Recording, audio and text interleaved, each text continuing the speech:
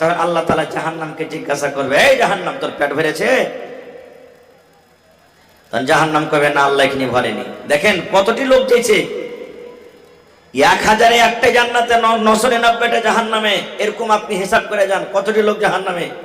আল্লাহ বলবেন যে তোর পেট ভরেছে জাহান্নাম, আরো দরকার আছে নাকি? কবে না আল্লাহ এখানে পেট ভরেনি। আল্লাহ তাআলা তখন নিজের পা খানটাকে দিবে জাহান্নামের ভিতরে, আর দেওয়া পর তখন যেমনই পা খানা দিতে যাবেন তখন জাহান্নাম বলবেন, আল্লাহ বাস বাস বাস বাস, আমার পেট ভরে গেছে, আর দরকার নেই। তাহলে বুঝেন ইন্নাল হামদালিল্লাহ নাহমাদুহু ওয়া নাস্তাঈনুহু ওয়া নাস্তাগফিরুহু ওয়া নাউযু বিল্লাহি মিন শুরুরি আনফুসিনা ওয়া মিন সাইয়্যাতি আমালিনা মান ইয়াহদিহিল্লাহু ফালা মুদিল্লা লাহু ওয়া মান ইউযলিলহু ফালা হাদিয়া লাহু ওয়া আশহাদু আন লা ইলাহা ইল্লাল্লাহু ওয়াহদাহু লা শারীকা লাহু ওয়া আশহাদু আন্না মুহাম্মাদান আবদুহু ওয়া রাসূলুহু আম্মা বা'দ فإن خير الحديث كتاب الله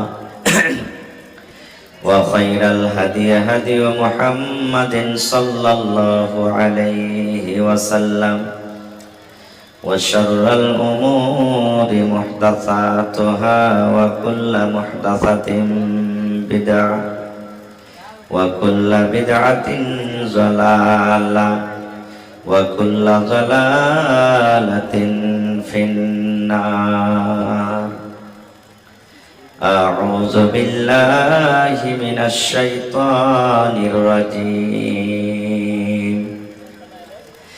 بسم الله الرحمن الرحيم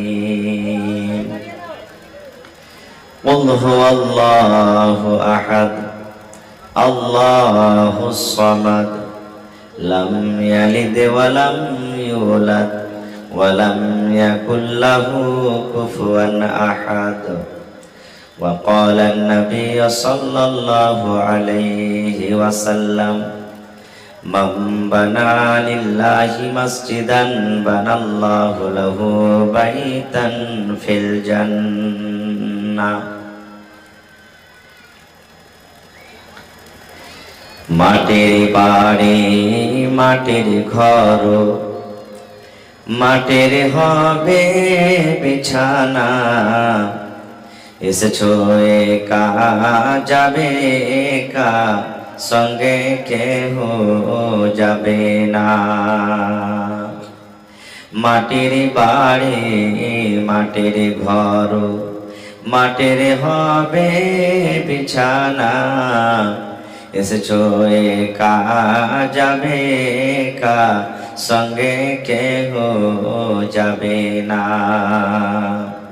কিন্তু যেদিন ডাক পড়িবে কবর মাঝে শুইতে জোগাড় কিছু করছো বন্ধু তার মাঝে বিছাইতে লক্ষ কোটি মুদ্রা বয়ে করছো বালা খানা হীরামণি মুক্তা দিয়ে পালঙ্কের ওই বিছানা এমন জায়গা যাইতে হবে যে ঘরে নাই সাথী এমন ঘরে রইতে হবে যে ঘরে নাই বাতি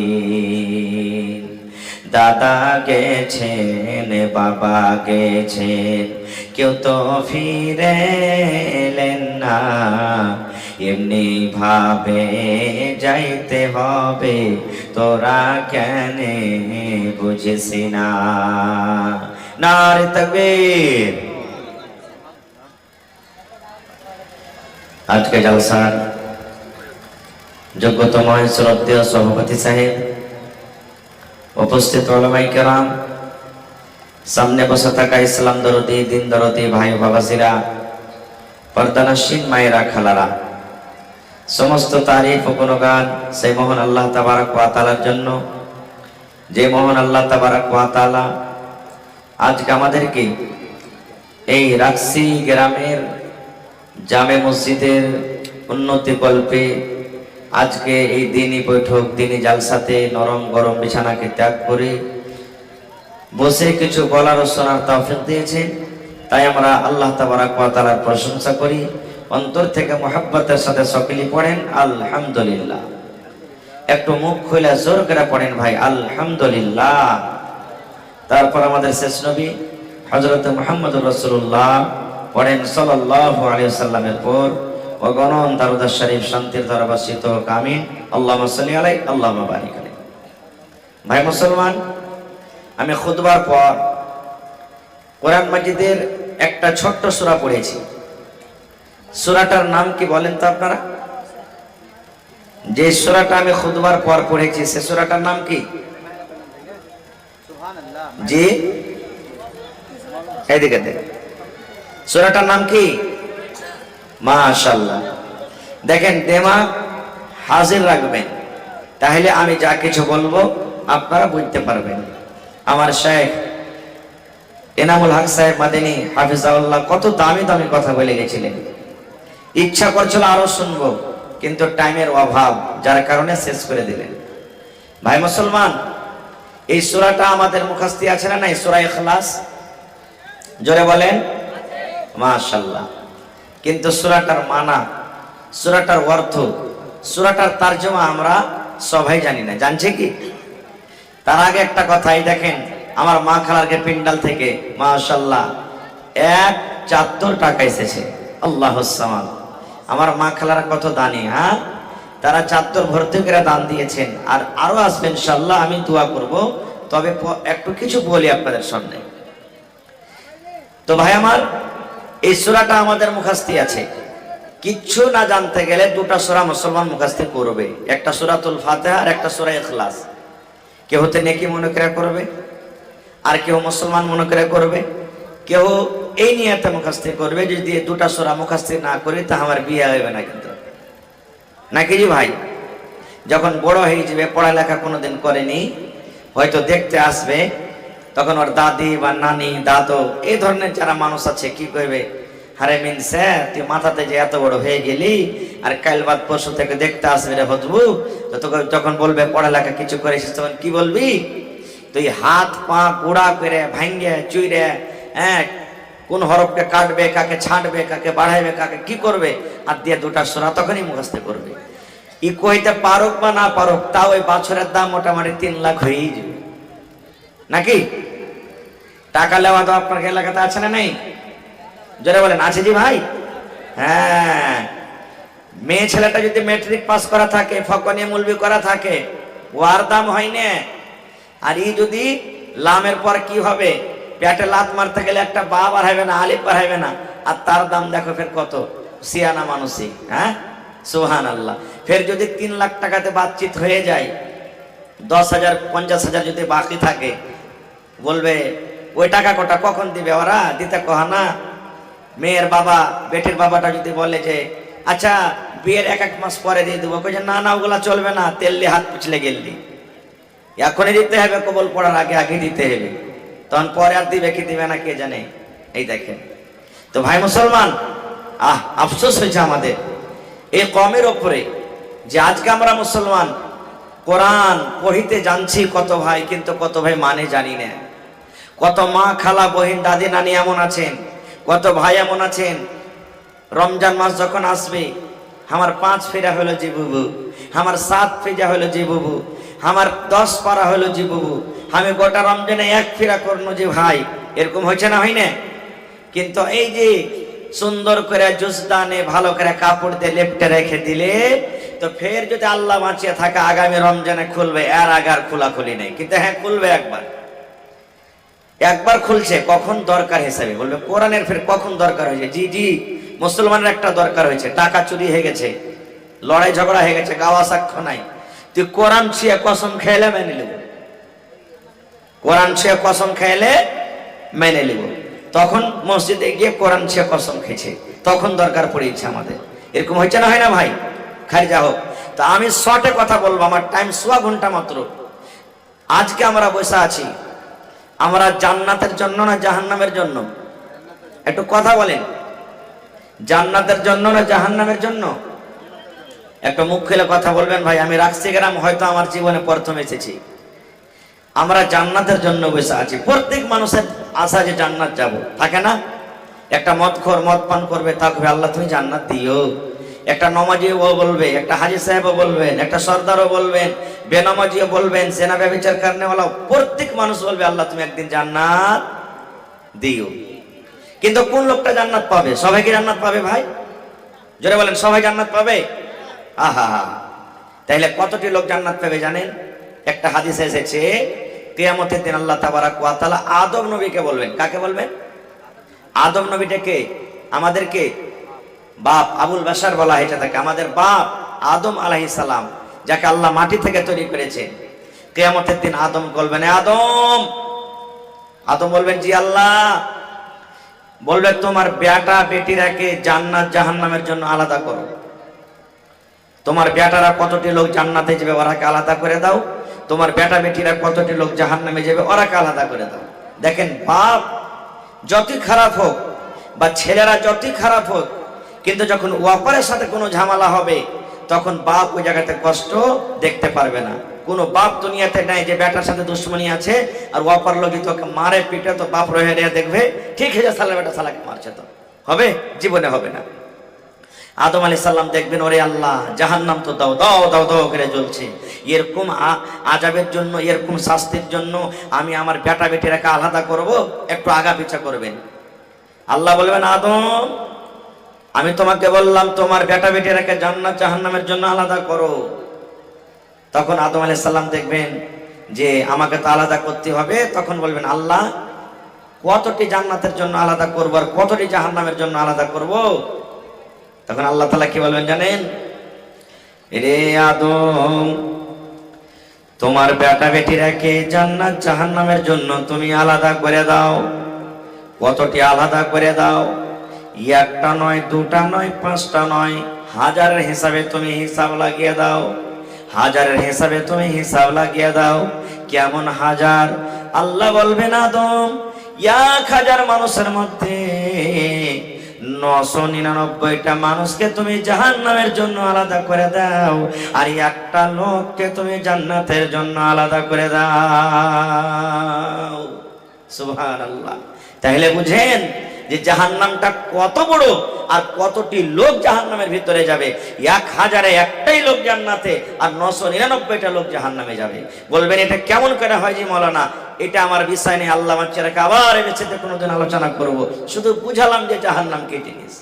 আর একটু আগে চলেন, জাহান্নাম যখন ভর্তি হয়ে গেল, জান্নাত ভর্তি হয়ে গেল, তখন আল্লাহ তাআলা জাহান্নামকে জিজ্ঞাসা করবে, এই জাহান্নাম তোর পেট ভরেছে?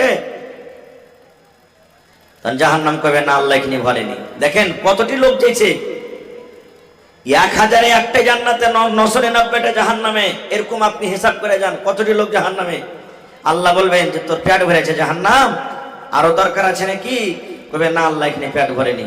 আল্লাহ তাআলা তখন নিজের পা খানটাকে দিবে জাহান্নামের ভিতরে, আর দেওয়া পর তখন যেমনই পা খান্ডা দিতে যাবেন তখন জাহান্নাম বলবেন, আল্লাহ বাস বাস বাস বাস, আমার পেট ভরে গেছে, আর দরকার নেই। তাহলে বুঝেন জাহান্নামটা কি জিনিস। তো ভাইরে, জান্নাত সবাই পাবে না আর জাহান্নামে সবাই যাবে না, নাকি? জান্নাত সবাই যাবে না, জাহান্নামও সবাই যাবে না। জাহান্নাম একটা কি জিনিস, জান্নাত কি জিনিস, অন্যদিন আমি আপনাদের সামনে বলবো। তবে একটা হাদিস আপনাদের সামনে আর বলে দিই, জান্নাত কি জিনিস। আজকে আপনি যখন আলু কিনতে যাচ্ছেন, মাছ কিনতে যাচ্ছেন, শেষে মাছ যখন কিনা হয়ে গেল তখন ফাও লিছেন না আপনি?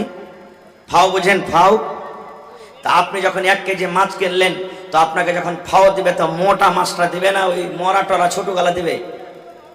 কোন গালা দিবে যে ভাই? মরা গালা দিবে। সয়া যেগুলা কোন নেচগুলো দিবে?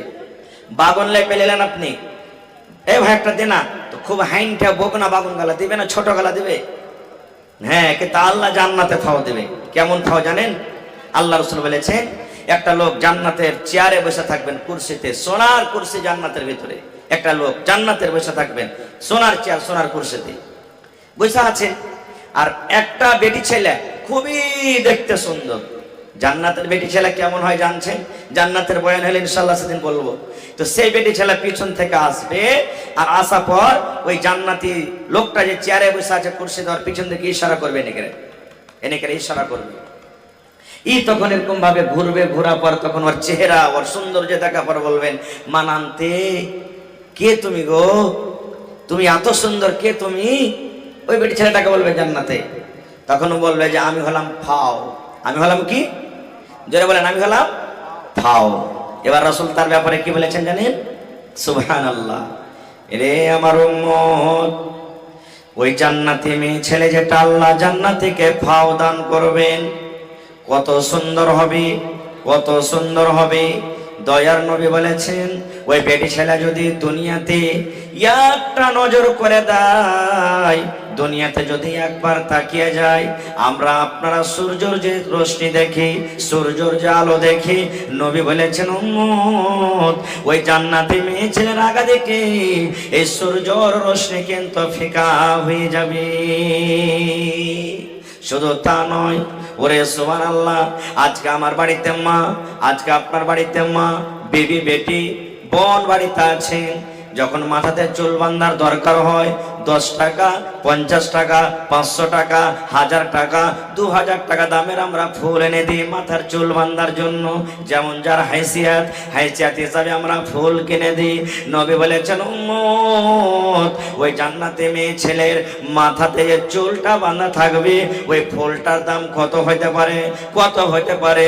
নবী বলেছেন উম্মত রে, এই দুনিয়া এবং দুনিয়াতে যা কিছু আছে সব তুমি যদি বিক্রি করে দাও, আর বিক্রি করার পর যদি বলো আল্লাহ আমি ওই জান্নাতে মেয়ে ছেলের মাথার খোপাতে যে ফুলটা থাকে, ফুলটা আমি খরিদ করব, নবী বলেছেন তোমার দুনিয়া এবং দুনিয়াতে যা কিছু আছে বিক্রি করার পরও ওই জান্নাতি মেয়ে ছেলের মাথার ফুল তুমি খরিদ করতে পারবে না। সুবহানাল্লাহ। তাহলে জান্নাতটা কি জিনিস ভাই? কত দামি জিনিস। যদি ভাওটা যদি এরকম হয়, তাহলে অরিজিনালটা কেমন হবে একটু ভেবে চিন্তে রাখেন। তো ভাই আমার, জান্নাত যাবে কে? কোন মানুষেরা জান্নাত যাবে? দুনিয়াতে কোন এমন কাজ আছে যে সে কাজটা করতে গেলে আমরা জান্নাত পাবো, আল্লাহ তাআলা খুশি হয়ে জান্নাত দান করবে? এক নম্বর কথা, আল্লাহ রাসূল বলেছেন ওই লোকেরা জান্নাত যাবেন, ওই লোকেরা আল্লাহর জান্নাতের ভিতরে যাবেন, ওই লোকেরা আল্লাহর জান্নাতে যাবেন।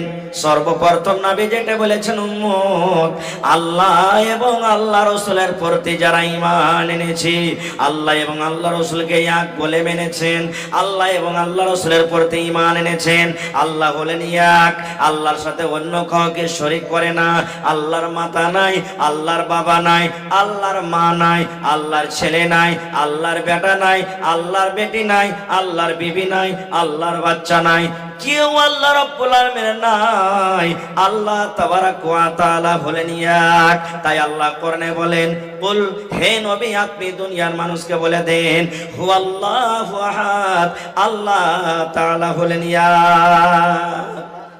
ভাই আমার, তাহলে যে আল্লাহ এবং আল্লাহ রাসূলের প্রতি ঈমান এনেছে তারা জান্নাতে যাবে। আমি একটা উদাহরণ আপনাদের সামনে মাত্র দিচ্ছি, সময় খুব কম। একটা উদাহরণ, আল্লাহ রাসূল সাল্লাল্লাহু আলাইহি সাল্লামকে আল্লাহ তাবারাক ওয়া তাআলা যে রাতটাতে নামাজ দিয়েছিলেন, সে রাতটার নাম কি বলেন তো? কেউ বলতে পারবেন? আল্লাহ তাআলা যেই রাতটাতে নবীকে নামাজ দিয়েছিলেন, নবীর প্রতি নামাজ ফরজ হয়েছে, সে রাতটার নাম কি? সে রাতটার নাম কেউ বলতে পারবেন না? হায় আল্লাহ, যেই রাতটাতে আল্লাহ নবীকে নামাজ দিয়েছিলেন, তোহফা গিফট দিয়েছিলেন, নবীর প্রতি নামাজ ফরজ হয়েছিল, সেই রাতটা নাম হলো কি? মেরাজ। সেই রাতটার নাম কি? মেরাজ। বিসমিল্লাহ। মাওলানা একটু বেয়াদবি কে দেন, কে দেন। তো সেই রাতটার নাম হলো কি? মেরাজ। ভাই মুসলমান, নবীজি একই রাতে আল্লাহর আদেশে মক্কা থেকে ফিলিস্তিন গেলেন। ওখানে সমস্ত নবীরাকে নামাজ পড়াইলেন 2 রাকাত। আর ওখান থেকে চলে গেলেন 7 আকাশের উপরে। ওখানে সিদরাতুল মুনতাহা থেকে আগে গেলেন, আল্লাহর সাথে কথা বললেন। আল্লাহ 50 ওয়াক্ত নামাজ দিলেন, কাটতে ছাড়তে 5 ওয়াক্ত নামাজ হলো। লম্বা ঘটনা, আমি ঘটনার দিকে যাব না। আর একই রাতে ফের মক্কা ঘুরে চলে এলেন। এখনকার মানুষ বিশ্বাস করবে যে ভাই এই জামানার মানুষ বিশ্বাস হবে? হায় আল্লাহ, ঘুরে চলে এলেন। নবীজি আফসোস করে বসে আছেন। নবীজির দুশমন আবু জাহাল, সব থেকে বড় দুশমন নবীর। এটা হলো নবীর চাচা আবু জাহাল। হাঁটতে হাঁটতে এসে দেখছে ভাতিজা মোহাম্মদ, আমার আপনার নবীর নাম কি? নবী মুহাম্মদ সাল্লাল্লাহু আলাইহি সাল্লাম। বলছে ভাতিজা মোহাম্মদ, মনটা খারাপ, কারণটা কি? আজ তোমার কাছে কোনো জিন ভূত আসেনি? তোমার কাছে নতুন কিছু কাজ নাই, নতুন কথা নাই? নবীজি তখন বলছেন যে আল্লাহ, আবু জাহাল তো এমনি আমাকে মানে না, আর আমি যদি ওকে বলি যে আমি এরকম এরকম দেখে এসেছি এক রাতে, মানবে কি মানবে না? তখন নবী বলছেন যে হ্যাঁ আবু জাহাল, নতুন কাজ আছে, নতুন কথা আছে। বলছে কি, একটু জানাবে না? নবী বললেন আবু জাহাল, আমি নবী মুহাম্মদ সাল্লাল্লাহু আলাইহি সাল্লাম আল্লাহর আদেশে মক্কা থেকে ফিলিস্তিন গেলাম। বাইতুল মুকাদ্দাস যেটা আল্লাহর ঘর, ওখানে 2 রাকাত নামাজ পড়লাম। 7 আকাশের উপরে চলে গেলাম, জান্নাত দেখলাম, জাহান্নাম দেখলাম। আল্লাহ আমাকে 50 থেকে 5 ওয়াক্ত নামাজ দিলেন। আবার একই রাতে সবকিছু দেখার পর মক্কাতে হাজির হয়ে গেছি। যেমন কথাটা বলা, হ্যাঁ আবু জাহাল খিলখিল করে হাসছে, বলছে তোর পাগল হয়ে গেছে আর মাথাটা। মোহাম্মদ, তোমার জিন আর তোমার জাদু তো জমিনের উপরে একদিন চলছিল, এখন তোমার জিন আর তোমার জাদু আকাশের উপরে তা চলে গেছে নাকি? বলছে সেই শোনো, তোমার যে বন্ধু, তোমার দোস্ত আবু বকর আছে, আবু বকরের সামনে কি তুমি কথাটা বলতে পারবে? বলবে হ্যাঁ বলে দেব। বলে ঠিক আছে, তুমি এক্ষুনি বসো, আমি তাড়াতাড়ি করে আবু বকরকে ডেকে নিয়ে আসছি। দৌড়াতে দৌড়াতে চলে গেলেন। কি আবু জাহাল? আবু বকর রাদিয়াল্লাহু তাআলা আনহুকে ডাকতে। আবু জাহালের মন আজকে তো আবু বকরকে পাগল বলবে। আবু বকর জীবনে কোনোদিন নবীর ব্যাপারে কোনো উল্টা পাল্টা কথা বলে না, কিন্তু আজকে আবু বকর নবীকে মানবে না, ওকে পাগল বলবে। যেরকম কি হইতে পারে? খারজা হোক চলে গেলেন। হাঁটতে হাঁটতে আবু বকরকে বলছে, আবু বকর, তোমার বন্ধু, তোমার দোস্ত মোহাম্মদের খবর তুমি এনেছো? বলছেন না। বলে চলো আমার সাথে। হাঁটতে হাঁটতে হাঁটতে হাঁটতে দুজন চলে এলেন। এবার আবু জাহাল বলছে, ভাতিজা মোহাম্মদ, যে কথাটা তুমি আমার সামনে বলেছো, এই কথাটা তুমি তোমার এই বন্ধুর সামনে বলো। হযরত আবু বকর রাদিয়াল্লাহু তাআলা আনহু বলছেন, কি এমন কথা নবীজি, কি এমন কথা? তখন নবীজি বলছেন, আবু বকর, আমি এক রাতে আল্লাহর আদেশে আমি মক্কা থেকে বাইতুল মুকাদ্দাস আর ওখান থেকে নিয়ে 7 আকাশের উপরে জান্নাত জাহান্নাম দেখার পর আমি একই রাতে আল্লাহ তাআলা আমাকে নামাজ দিলেন, আর নামাজ নিয়ে আমি জমিনের উপরে চলে এসেছি। যেমন কথাটা বলা। ওরে সুবহানাল্লাহ। এইবারে হযরত আবু বকর রাদিয়াল্লাহু তাআলা আনহু কে বলছেন, এরে আবু জাহাল শুন, শুন রে আবু জাহাল, শুন শুন শুন। তুই যদি বলতে আমি বল এটা মানতাম না, তুই যদি আমাকে শোনাতে আমি তোর কথার পরে একদিন করতাম না, বিশ্বাস করতাম না। এই যে নবী আমার মক্কা থেকে বাইতুল মুকাদ্দাস আর ওখান থেকে 7 আকাশের উপরে গেলেন, জান্নাত জাহান্নাম দেখে আবার একই রাত্রে ঘুরে এলেন, এটা ছোট মোটো কথা রে? এটা ছোট মোটো কথা? হে আবু জাহাল শুন, নবী আমার বলেছেন আল্লাহ হলেন এক, আল্লাহ হলেন এক। আল্লাহকে জীবনে দেখেনি, আল্লাহ কেমন, আল্লাহ কেমন, আল্লাহকে জীবনে দেখেনি। নবী বলেছেন আল্লাহ এক, এক বলে মেনে নিয়েছি। নবী বলেছেন জান্নাত আছে, নবী বলেছেন জাহান্নাম আছে, কিন্তু জান্নাতও দেখিনি, জাহান্নামও দেখিনি। জান্নাত জাহান্নাম